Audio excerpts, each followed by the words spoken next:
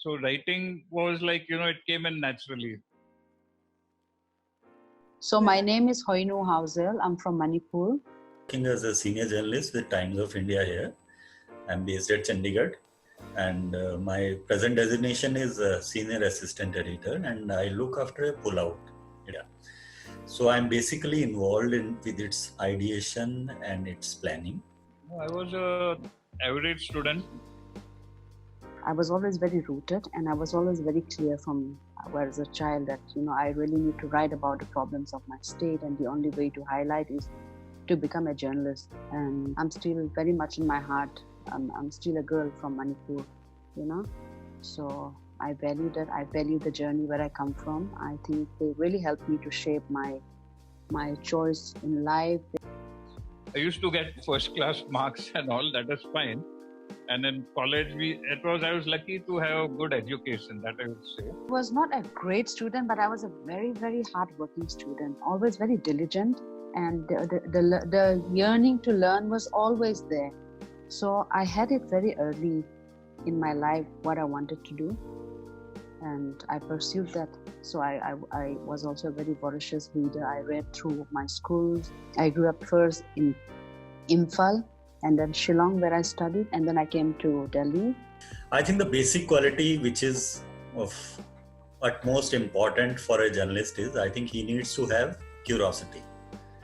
He should be able to observe things around him. No, it wasn't really an inspiration, because even when I was from my college days, when I used to go to our family office, I used to go to the market frequently. Then there were four of us, there were four friends, and we decided to start writing a newsletter.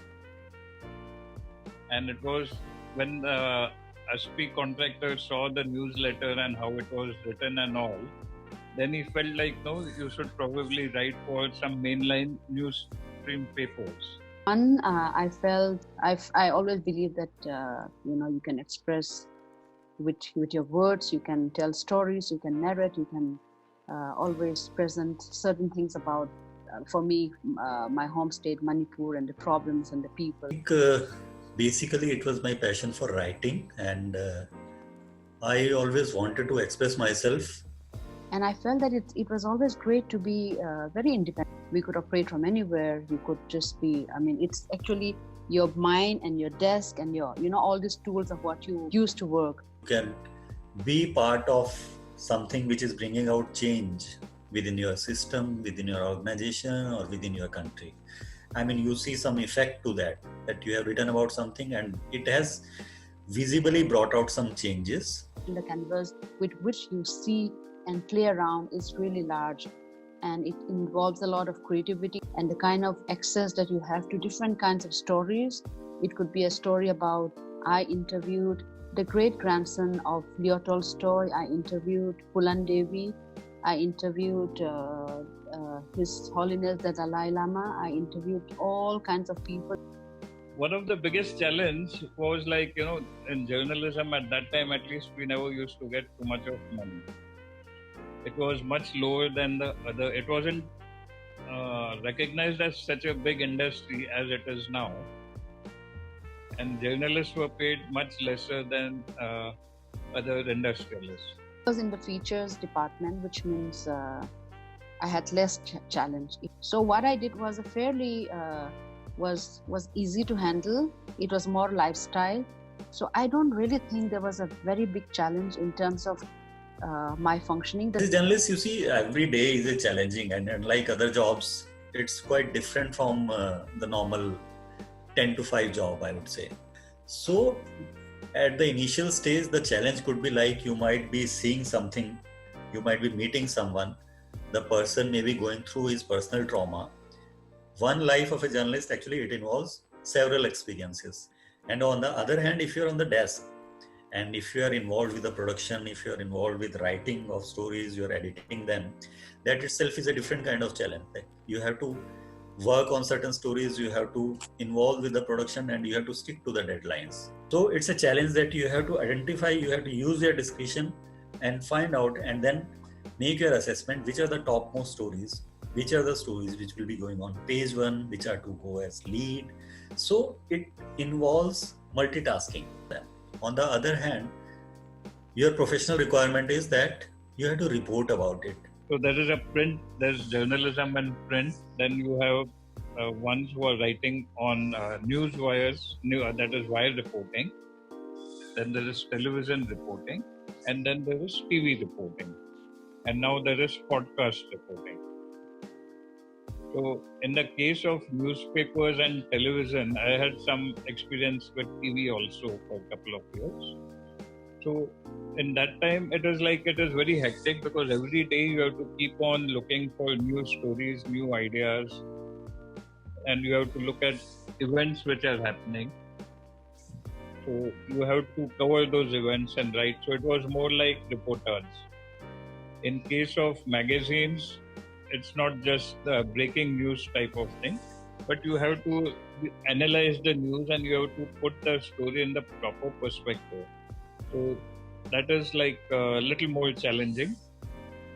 Even though you have more time in a magazine as compared to a newspaper, the amount of work that you put in producing one story in a magazine is much more than what you would spend in writing in a newspaper.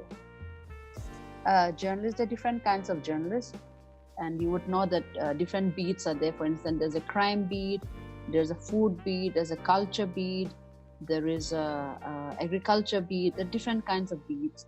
So one is expected to really keep oneself informed about the respective beats that you follow. For instance, my beat used to be mostly hospitality.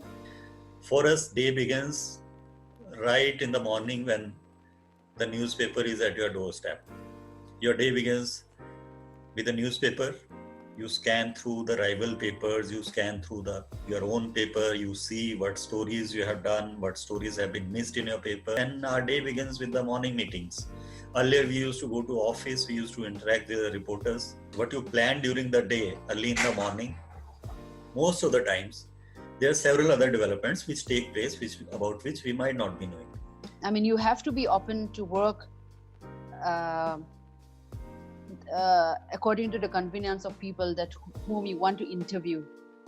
So it could be like you're busy all the time, all your waking hours, you're thinking about your story, you're thinking about what you're working on, you're thinking about how best to present your story or how best to speak to your source. So by 3 o'clock or by 3:30, maximum by 4 o'clock, you are clear with the picture that this is what is broadly going to appear in the newspaper. So after that, our production work starts. But in the meantime, developments keep happening and some plans may change entirely. My advice to anybody who's aspiring to be a journalist is please learn to be very versatile. When I say versatile, understand the print, how it works, understand how the broadcast works, understand how a social media works. Be comfortable in all the forums. And then make up your mind where you want to be. My first advice will be come to this profession only if you have passion for this. First of all, he has to really make up his mind that he wants to be in journalism. And he has to, second thing is he has to brace himself up that it will not be an ordinary 9-to-5 job. And then another thing is, I think it's important to really read because the tool of journalism is the language. It will require a lot of struggle, it will require a lot of time and a lot of patience for you to understand the nuances of this profession as such. I think it's important to build a beautiful relationship, a relationship that works even long after you no longer need your source. So you meet so many people. I think it's important to nurture the relationship that you have with maybe your source, people you interview, your mentors. So whoever you meet, I think it's important to cherish and nurture that relationship. Don't go for short-term goals. You have to just think that this is something which will come in the longer run. In the present context, it's very important that you develop a skill, you develop an ability to decipher what is a fake news and what could be a genuine piece of information. Be inspired always. If you're inspired, then you're always giving your best to every story that you do. Well, you get a chance to meet a lot of people You get a chance to interact with industrialists, with politicians, and every day you tend to learn something new from each of them. And you are able to form a very well-rounded opinion when you write. I would say reporting. I have been a crime reporter for about 5 to 6 years. So that has been my favorite part because that gave me an opportunity to interact with a lot of people, to interact and see, to have glimpses into the life of many people whom I would not have met otherwise in my life. The best thing about being a journalist is that it allows you to perform from anywhere. You don't have to really, right now with work from home, it's all the more relevant, but being a journalist, you go meet your people, you go and meet your source, the kind of people whom you want to interview, but you can actually operate from anywhere you are. You can tell any story that you want.